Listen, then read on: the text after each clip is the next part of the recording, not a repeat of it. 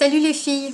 Alors aujourd'hui j'ai décidé de faire une petite revue sur ma commande Elf que j'ai passée il y a déjà 2 semaines et j'attendais juste d'avoir testé les produits avant de vous faire une petite revue et de vous donner mon avis sur les produits. Donc on va commencer. Alors tout d'abord j'ai acheté la palette Complexion Perfection de chez ELF dans la gamme Studio. Donc ça se présente comme ça. Vous avez une grande glace et puis donc les fards. Donc il y a du bleu, du jaune, du vert et du rose. Et donc je me suis pas amusée à prendre les couleurs les unes après les autres, faire plusieurs tests. Je me suis pas amusée à faire ça. En fait, moi je prends mon pinceau et je mélange les 4 couleurs ensemble. Donc si je vous fais un petit swatch des 4 couleurs comme je fais, vous allez voir que ça ressort très blanc. Voilà. Donc ce qui fait qu'une fois qu'on a appliqué ça, on a le teint qui pâlit en fait.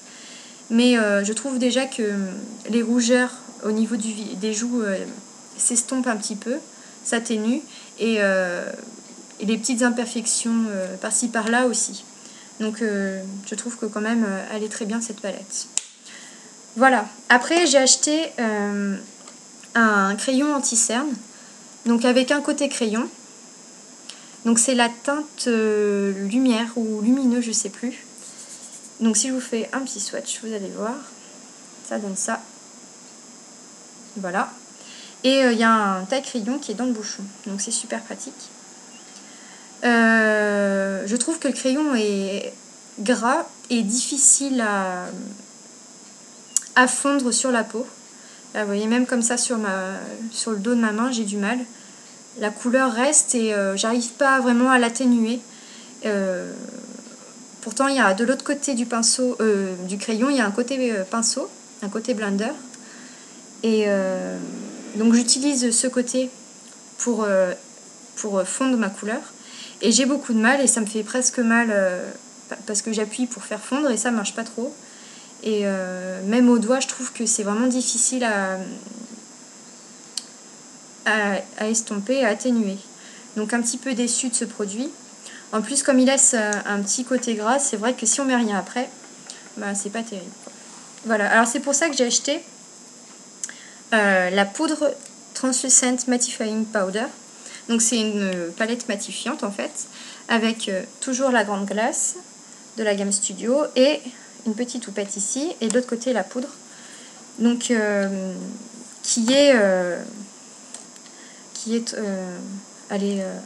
elle est censée être un petit peu transparente et en fait on s'aperçoit qu'elle ressort beige, dans les tons beige. Voilà.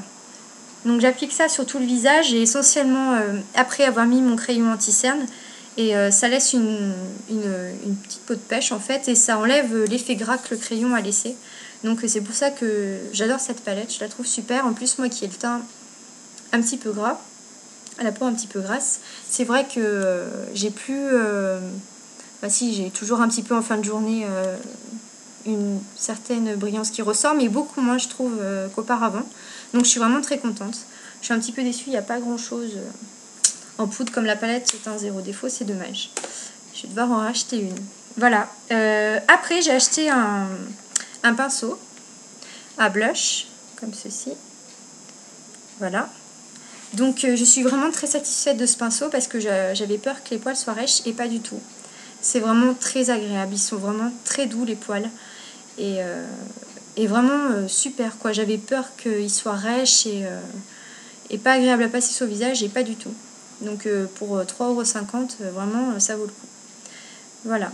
Donc je pense que tous les pinceaux sont comme ça. J'ai fait une petite commande d'ailleurs hier ou avant-hier, je sais plus. Donc je vous en dirai plus sur les autres pinceaux que j'ai achetés.